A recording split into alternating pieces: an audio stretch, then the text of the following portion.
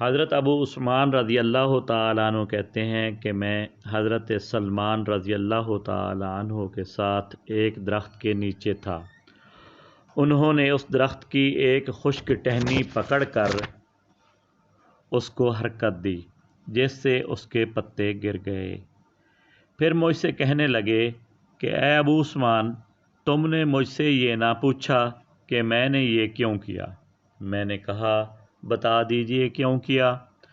انہوں نے کہا کہ میں ایک دفعہ نبی اکرم صلی اللہ علیہ وسلم کے ساتھ درخت کے نیچے تھا۔ آپ صلی اللہ علیہ وسلم نے بھی درخت کی ایک خشک ٹہنی پکڑ کر اسی طرح کیا تھا جس سے اس ٹہنی کے پتے جھڑ گئے تھے۔ پھر حضور اقدس صلی اللہ علیہ وسلم نے ارشاد فرمایا تھا کہ سلمان پوچھتے نہیں کہ میں نے اس طرح کیوں کیا؟ میں نے عرض کیا کہ بتا دیجئے کیوں کیا؟ آپ صلی اللہ علیہ وسلم نے ارشاد فرمایا تھا کہ جب مسلمان اچھی طرح سے وضو کرتا ہے پھر پانچوں نمازیں پڑھتا ہے تو اس کی خطائیں اس سے ایسی ہی گر جاتی ہیں جیسے یہ پتے گرتے ہیں۔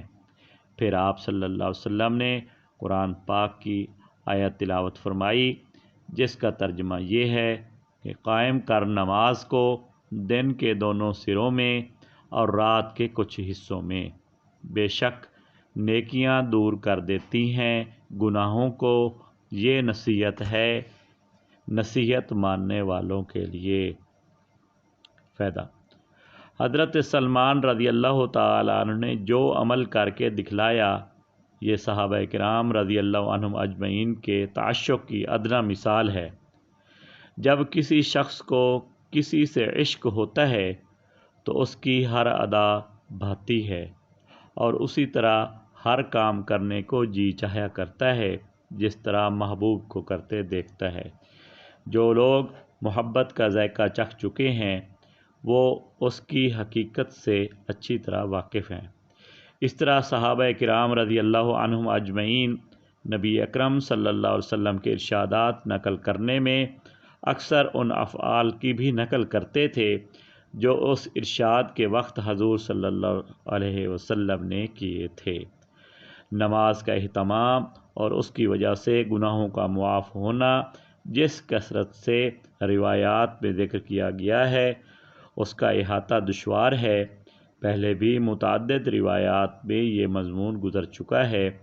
علماء نے اس کو صغیرہ گناہوں کے ساتھ مخصوص کیا ہے جیسا کہ پہلے معلوم ہو چکا، مگر احادیث میں صغیرہ کبیرہ کی کچھ قید نہیں، مطلق گناہوں کا ذکر ہے۔